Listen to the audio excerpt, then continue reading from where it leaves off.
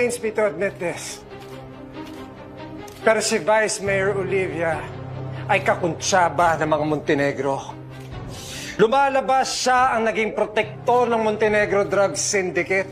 It saddens me to say this, but my tita Olivia, she was a drug addict. Pati na rin yung anak niyang si Inigo. Tuluyan nang natunaw ang utak na ng mga droga at sa huli inaway niya ang sarili niyang pamilya.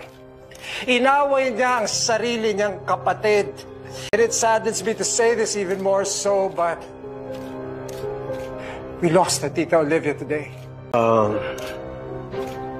Kanalulungkot po ng aming pamilya Guerrero, ang sinapit po ng aming kapatid, si Vice Mayor Olivia Guerrero.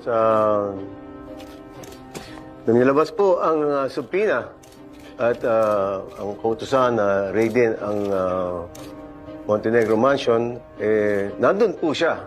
At siya po ay laban at sa sinamang palad. Sinabi nga ni Congressman Grito, siya po ay